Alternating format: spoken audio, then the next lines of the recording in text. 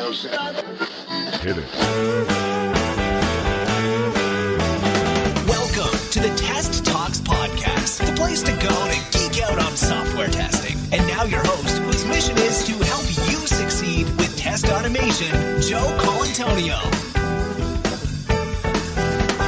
Hey, it's Joe, and welcome to another episode of Test Talks. As you all know, enterprise software needs to innovate quickly to stay competitive, and manual testing of APIs is really inefficient. But many teams struggle to understand how to programmatically test APIs. There are many tools out there, but which one is right for you? Today we'll be test talking with Patrick Poland, one of the founders of API Fortress, which is a powerful API testing platform designed to help eliminate testing bottlenecks. So in this episode, you're going to discover why you should add API Fortress to your list of API testing tools to check out. Listen up. Test Talks is sponsored by the fantastic folks at Sauce Labs, the cloud-based automated testing platform that eliminates the need to maintain your own Selenium grid and test infrastructure. Try it for free today. Visit testtalks.com and click on the Sign Up Now link under the homepage sponsor section. Hey, Patrick. Welcome to Test Talks. Hey, thanks, Joe. Thanks for having me. It's great to have you on the show. We've been speaking a while about API testing and also about your solution, API Fortress. And it's great to finally have you on the show. So today I'd like to talk about, of course, API testing, which is your specialty, and how tools like API Fortress can help us create even more API testing awesomeness. But before we get into it, can you just tell us a little bit more about yourself? Sure. My name is Patrick Poland. I have been working in the New York tech scene for about 10 years. And one of my first jobs was working for a company called UsableNet, where we built the first mobile websites for almost every hotel, airline, and I ran the retail vertical. So it's funny these days to be talking about APIs, sort of the new technology. When 7 years ago, I was working in the new technology back before the iPhone 3GS, because that's the moment where it really clicked. But I was testing mobile websites on BlackBerries back in the day. I'm just curious to know what got you into API testing. I wrote a book in 2014 thinking API testing was really going to take off. But it seems like now it seems more and more folks are getting into it. What are your thoughts on why API testing is becoming more popular? Sure. Well, it's actually something I've spoken to prior with other people in that whenever there's a new technology, when there's an inception point with that technology, the automated testing of that technology doesn't happen for 5 to 6 years. So when you look at when you thought websites became really popular, I think it was around the mid-90s. It really, Selenium really took off around 99, 2000. Then with the iPhone 3GS, Apnium came out about 5 years after the iPhone 3GS. So in 2014, you notice that APIs were really becoming popular. My assumption was always around 2013. So you extrapolate 5 years from 2012, 2013, you end up around 2017, 2018. So it's actually just history repeating itself, to be honest. You build a technology, you see if it works. Once you notice that it works and it makes you money, you start putting money back into it to really reinforce it. And that's where testing and automated testing comes in. So I know you speak with a lot of people. I think you travel a lot. You go to a lot of conferences. You're always traveling to New York and San Francisco. So I think you have a pulse on probably what folks are looking for, because I think you speak to a lot of diverse sets of folks and companies. So is there one thing you hear or features you hear people asking about when we're talking about API testing? Is it just educating them what is API testing, or is it more like, hey, we need this feature, can you help us with this? Sure. So about 2 years ago, it was more educating, but these days people are coming to us with the problem. And the problem is, now that they've added automated testing to their website and their mobile apps, how do we get to that next level? And so people say it's a shift left. Sometimes they say it's a shift up to the API level, the layer where the data for those web platforms and those applications come from. And so to get to that level, and they want to add that as part of their CI/CD process. So our Jenkins plugin, and just the way that we can work very well with no matter what your deployment plan is, speaks well to these large enterprises that are now looking to innovate faster, which to them often means the first thing is just make deployments easier. Because as I said earlier, 7 years ago, I was working on retail companies, and I would work with a very, very large retailer, and they would make 3 deployments per year. Now we're getting into multiple deployments per week at some of these same large companies. Very cool. So I know there are a lot of tools out there for API testing. And like we mentioned, you work for API Fortress. You created a tool because obviously you've seen a need based on what was already in the market. So why did you create a new tool rather than leverage one that already existed? Sure, it was purely based off a need. So back in 2014, I was working at Getty Images as the API evangelist, and a customer was asking us how the API was responding the day prior. And I honestly had no insight. I would have to email the developers. Because at that time, if you want to write, and even a lot today, if you want to write like a really good API test, you have to write it in code. And that's unique because Selenium and Apnium allow you to sort of drag and drop your way to automated website and app testing. So to do API testing to that level, if you could use a tool like SmartBear Soap UI, which is a great tool, but you have to write really detailed tests in Groovy. And getting from download to your first test takes a while. And the same issue if you're using like Parasoft SOA test. And those are the two big ones we saw back when we looked at the market in 2014. And so my co-founder and I sort of thought like, well, there has to be something here. And that's where we got into like, oh, we know why this doesn't exist yet because it takes about 5 years for automated testing to become big. So we sort of quit our day jobs, focused on building a platform and waited for the market to turn. And it's turning now. And it's good timing because we've been building this product for a while and we're ready for showtime. Awesome. Now I saw a demo on your product. It looked pretty slick, but because this is audio, is there any way you can give us a high level audio tour of how you would create a very simple API test, just so people can get a flavor for how it's different than maybe a more coded type of solution that they'd be more familiar with? Sure. Well, the solutions they're probably most familiar with today is everyone knows about Soap UI or Ready API. Everyone knows about Postman. Everyone knows about Parasoft SOA test. So the big differentiator is, first of all, we're not a downloadable application. We're a web-based platform. And so what you do is you log into your account on apifortress.com, or, and this is actually the majority of our business, you log into your account at apifortress. Whatever your enterprise's name.com. So our whole platform can actually be deployed on premises at a large enterprise, all with just a Docker deployment. And so immediately there's big differences. Like the big change is between being web-based versus being a downloadable application. Think about it in terms of automation. We have webhooks and APIs, integrations with Slack and HipChat, and just think about collaboration, standardization. Because right now, every team, since you're downloading applications, one team might be using Postman, the other team might use Soap UI, and they may not have really detailed tests because what if it's a QA person with limited tech expertise? In our platform, you actually just log into the website, you load up an API call, and then you push the generate test button, and it generates 90% of the test for you in our own markup language. That's really easy it's very human readable. Then you make adjustments from there, and then you save it, and you're good to go. And at that point, anyone within the organization can log into the platform and see the test that you created. So there's great efficiencies in not having to reproduce that same test. And that test can be run manually. It can be run automatically on deployments, or it could actually be scheduled to run, like let's say every 5 minutes from 10 different locations. So that one test can be used for the entire software development lifecycle, as well as load testing. So it's covering every aspect of what full API coverage needs without having to repeat the work between teams. One person can create it for the whole team and can do it very quickly because our platform generates it for you in our web GUI. So I love this concept of create a script once and then get reuse out of it in other areas. So it sounds like, one, you can use it for one user functional testing, but also the uniqueness of your platform is you're able to scale that up for performance testing as well. Is that correct? Yeah, exactly. Performance testing and load testing, and it's all using the same test. So think about it this way: you create the best type of test doesn't just exercise an endpoint. It actually goes through like a whole user flow of like 10 steps, and that's really easy to do on our platform. And then once you've created that test once, you use it during development, making sure that each deployment is each new version is actually working correctly, and then you use it automatically as part of your deployments to make sure you're deploying with confidence. Then that same test, why not use it as your functional uptime monitor? There's a big difference between an API responding with a 200 and an API responding with a 200 and having a completely functional API workflow.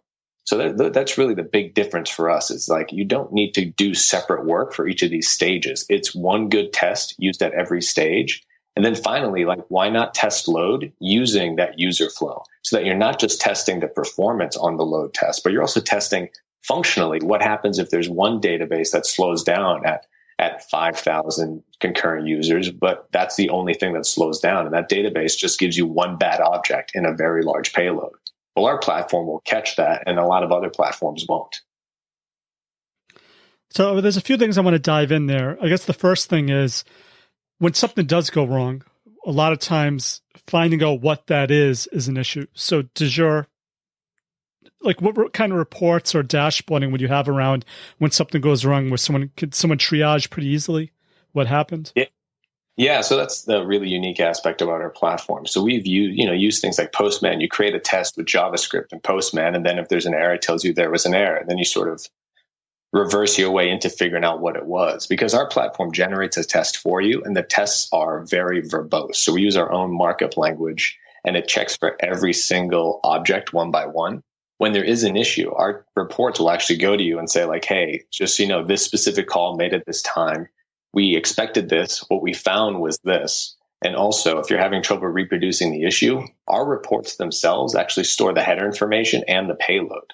So oftentimes issues are very time sensitive, and that's not an issue for us because we have everything stored within our test report that you could possibly need to find your answer. Great. And I just thought of this user case. I don't know if it's actually something your tool handles or even if anyone ever requests it, though. Back in the day, what I used to have to do is install an agent on a machine and ship it out to the location where I wanted to run periodically and update me, make sure that, it's like a health check from that location or everything's running. Because your solution runs in the cloud, are you able to run from different geographic locations and just do simple pings for health checks? Is that a use case that you would handle? Yeah, exactly. So going back to what I was saying previously, you create that one good test, and you could schedule that test to run as often as you want in whatever level of detail you want. Let's say every 10 minutes, every 5 minutes, and then you could choose what locations you want it to run from. And this works whether you're using our cloud version on apifortress.com or using the on-premises version, because then you just have to spin up your own downloaders within your own cloud. But that's not an issue. So we're dealing with usually some very large enterprises that have cloud services on the East Coast and the West Coast, for example. So it's really easy to do. And again, it's all using a GUI. You don't have to do it from the command line, although we do have command line access for everything. And so that's the big thing for us. We want to make sure that it's good to say you're collaborative, but then you also need to be collaborative in a way that everyone actually wants to use it. So whether it's the GUI or the command line, there's something for you with API Fortress. So I just want to expand on the collaboration piece. What I've been seeing a trend now is people with GUI tests, like Selenium test, will write maybe a rest assured test that will do some data population at the API level before the UI test runs. If someone's using Selenium or another UI test tool, would they be able to make calls out to API Fortress to leverage any API test they have and then be able to get a response back and then run their UI test? Yeah, that's sort of like our big wheelhouse right now. It's coordinating all of your different systems is becoming a lot easier thanks to things like Jenkins and Travis CI, or even Cucumber. So our platform, while there's a GUI and there's a command line, and with that command line, we also have webhooks. So it actually generates a unique webhook for you. And by just hitting that webhook, which is just a simple HTTP call, it automatically runs the tests. And you could run all your tests. You could run one-off. You could run all the tests with a specific tag, for example. And again, it just requires hitting this one webhook. And then the results come back to you in however you want, whether it's JSON or JUnit. And you could get it to all populate within your, let's say, Jenkins dashboard or your, Bamboo. Bamboo has a really nice dashboard too. So when you fire it automatically, it comes back, reports in Bamboo. Hey, we found 2 errors. Here's what they are. You mentioned it's becoming more and more popular. DevOps obviously is a hot topic, and more people are moving towards continuous integration, continuous delivery.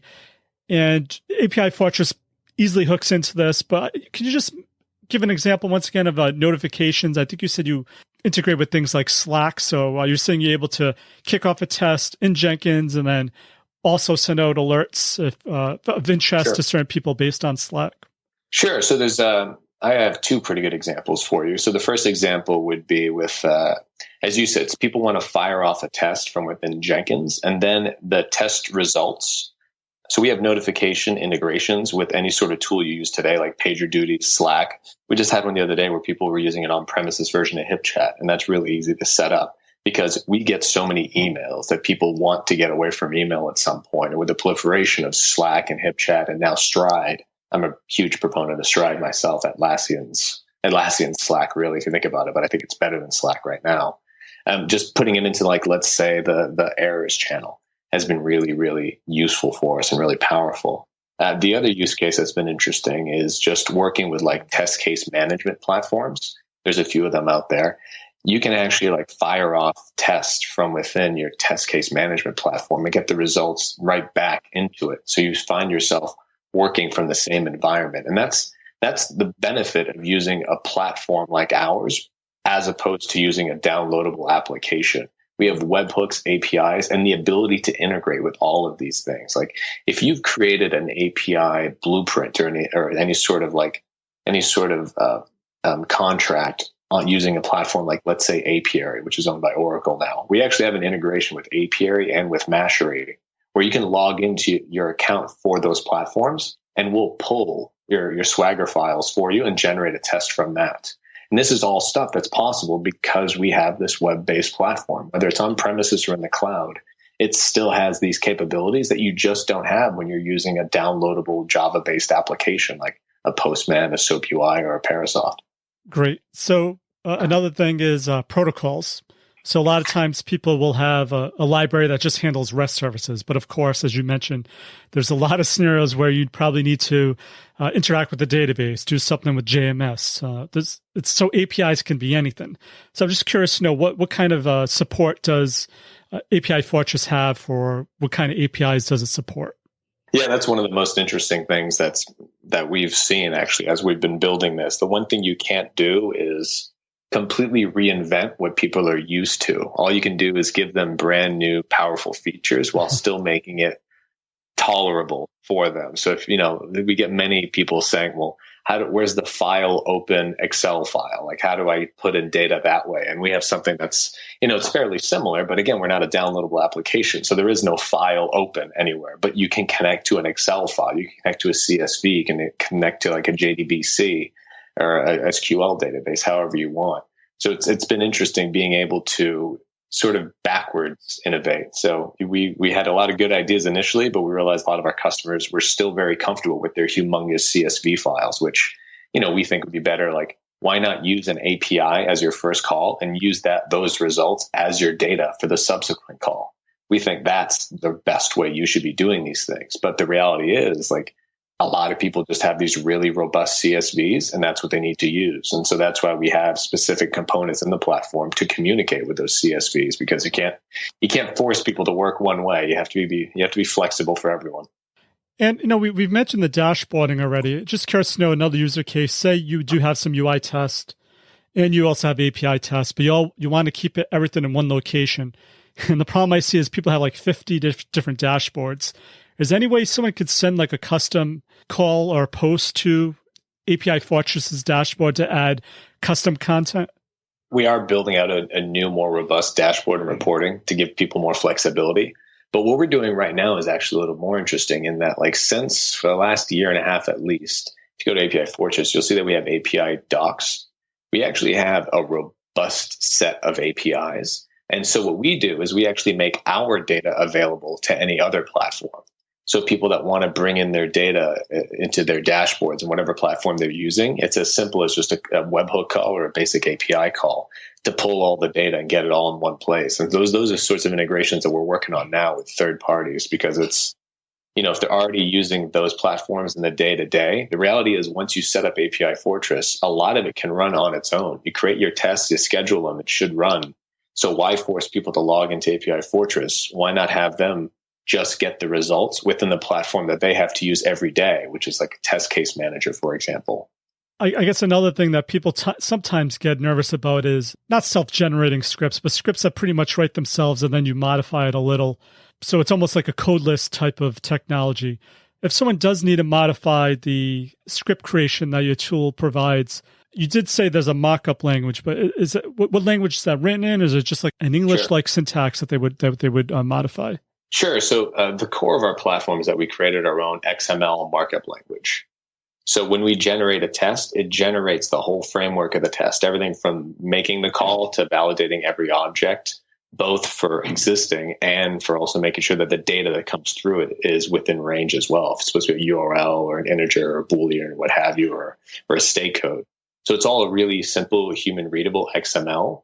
But we actually have two different views. And this goes back into the collaboration part. There's a code view, but then there's also a visual view. And you could choose which view you want. But we actually have a visual view that allows you to drag and drop and create tests that way, using just it's a whole GUI that you typically only see in a Selenium and Appium platform. And that's sort of really unique aspect of what we have, because we realize a lot of people are more used to the code view. And so you have full access to that. But we also realize some people just want to do something quickly. And if you're comfortable using a mouse, you can build a test much more rapidly using our GUI if you wish to go about that way. So I was just looking over my notes from the SauceCon where I saw a demo of API Fortress, and I have Vault. I don't know why Vault written down. I think I had to do something when something was automatically generated. I think you showed me something where it created values for you automatically, like edge cases. Can you talk a little bit more about that if I'm remembering correctly? No. So we actually have this thing called the Vault. So it actually stores either variables and or code snippets that can be reused between tests. Oh, okay. And so it's a really powerful feature because it allows people to not have to repeat work. So when dealing with APIs, one of the biggest headaches is often getting through the authorization scheme. Well, you can just create that once and then refer to it in all of your tests, so that you don't have to rewrite that every single time because it already exists in the Vault a single time. Also, a lot of things that people are looking for with an API solution is anything that help with mocking or stubbing or service virtualization. Do you provide any sort of services around that or any sort of functionality? Yeah, actually, in 2 weeks, you will see our first mocking service. So we've been hesitant to create our own mocking because there's a lot of pretty good tools that do it already. We really just focus on testing. But as you know, the roadmaps, we've reached that point in the roadmap now where we think mocking service is the next big item. And we have something coming out in 2 weeks that is really it really works well. And it's solving for a lot of the problems we've seen in some of the other mocking platforms. Not only is there like a really simple to use GUI, but the open-endedness of it. That's the one thing that we always have to be mindful of with our users, is that people are afraid when they don't see a code view. We've noticed they believe that like, oh, this is a locked environment. If I can't do something, I can't do anything. If there's something like, if we go back to our API testing in our markup language, you can actually write Groovy code in it. You don't have to use our markup at all. Like, it's completely open-ended in that regard. So if you're more comfortable using Groovy, which is what you've been doing in SOAP UI, you can use that in API Fortress. We're an entirely Java-based platform. And so the same thing with our mocking services, the flexibility to it is much more open-ended than they're more GUI-based. And that's really important to us because our chief product officer is our CTO, and he's a Java developer, core code guy. So anything that makes him feel locked in isn't acceptable at API Fortress. Great. So you mentioned really doing end-to-end workflows with API tests. Can you just give us an example of that? So are you able to, say you had 10 different APIs, but you need to like call one API, use the output from that, to use that as input for another. It sounds like that would be something fairly easy to create within your application. Yeah, well, that's actually a good question. So one of the things that's more interesting about our platform that we always try to push on is that some people have created some basic tests, but they're the sort of tests that if that's all you tested on a website or on an application wouldn't be acceptable. But we've been accepting it because APIs are fairly technical and requires a lot of code to create these multi-step tests.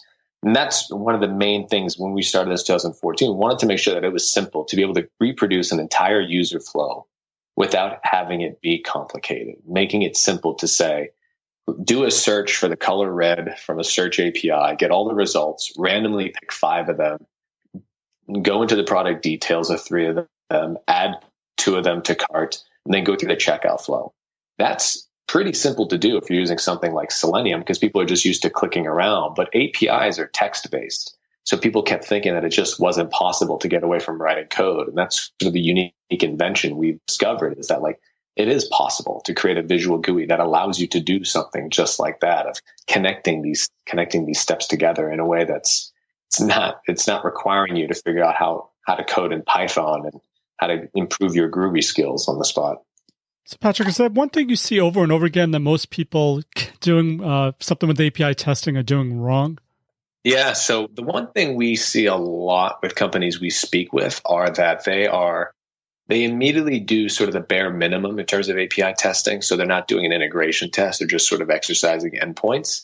And every team's doing their own thing, or there's one person that's set up this library himself or herself, and then no one's really sure how that works. So there's been this sort of siloing of API we're seeing as people are making decisions based on they solve their problem by the end of the day, as opposed to thinking about it.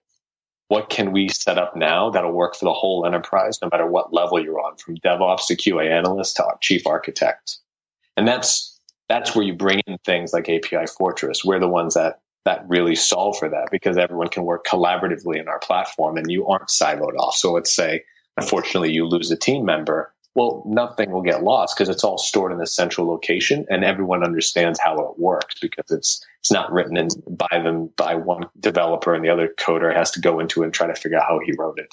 Really, I guess the summation of that is thinking about how you want to handle API testing across all teams for the entire company, as opposed to just trying to solve it for yourself, because at some point you will hit constraints that will require you to start all over. So you're better off kicking it off correctly from the start.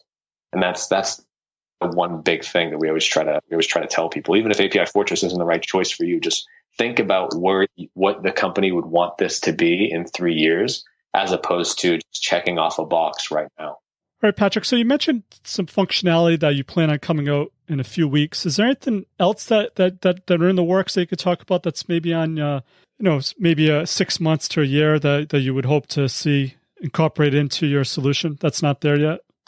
Sure. So mocking services is coming out in 2 weeks. We're also making another big update to our load testing.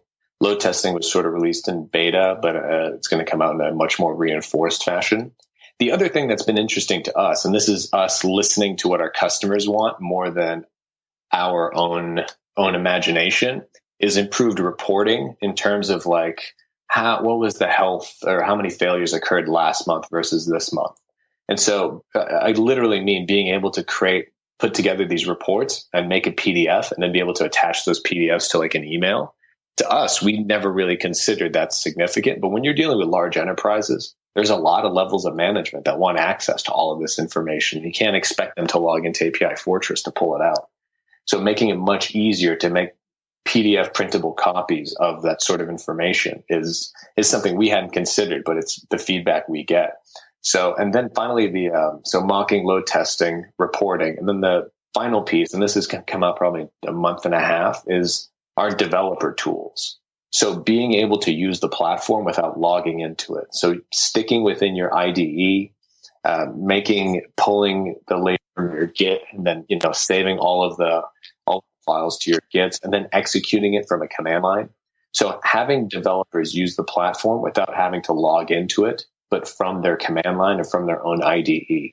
We know that's something a lot of developers really they're comfortable in their own way that they work. And thankfully, because we're this completely open-ended platform, and because we have all these APIs, we can create these little Java machines and these little markups that allow you to do that sort of work in your own environments and just send it back and forth to the Git and into the platform to be executed.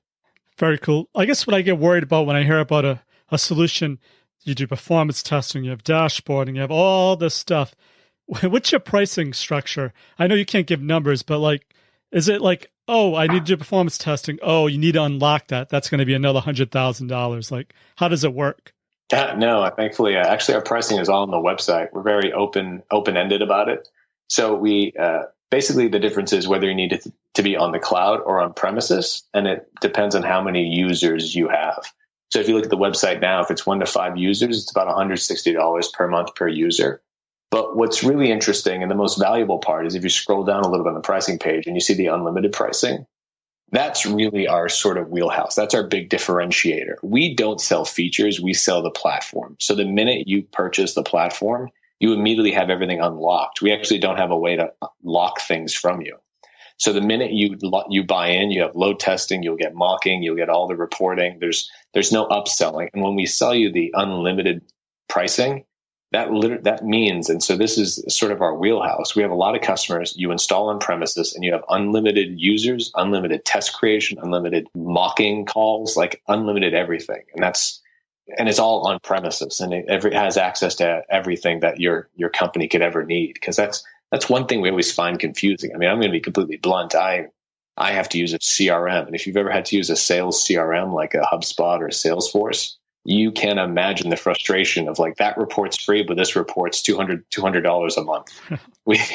It's the most mind-numbing thing. We can't understand how that works. So with API Fortress, the price is on the website, and there's no features that are taken away. It's whether you want it on a cloud or on premises, it's the only real differentiator, because on premises, we can completely unlock it for you in terms of like number of executions and number of tests. While if it's in our cloud, we have to have some constraints because it's our AWS bill. Okay, Patrick, before we go, is there one piece of actionable advice you can give someone to help them with their API testing efforts? And let us know the best way to find or contact you or learn more about API Fortress. Sure. So you can reach us at apifortress.com. And in terms of like one really actionable piece, it goes into what I said previously a little bit, like just sit down and think about where you see your API testing needing to be down the road, as opposed to just how you can solve the current issue you have, because just adding it as part of your CI/CD may not also allow you to do proper functional uptime monitoring, or may not be super valuable to your development team that's looking to continually improve upon the platform. So really take into consideration all of those things, because we deal with customers that are constantly, they reach a wall and they have spent months working towards a wall that they can't go over, and they have to re-platform and redo everything.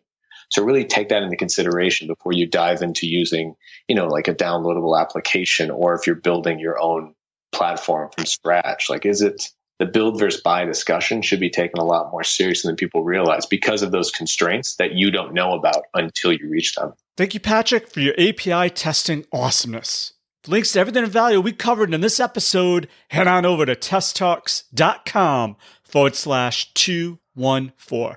And while you're there, make sure to click on that sign up for a free trial link under the exclusive sponsor section to learn all about our awesome sponsor, Sauce Labs. So that's it for this episode of Test Talks. I'm Joe, and my mission is to help you succeed with creating automation awesomeness. As always, test everything and keep the good. Cheers. Thanks for listening to the Test Talks podcast. Head on over to www.testtalks.com for full show notes, amazing blog articles, and other automation awesomeness.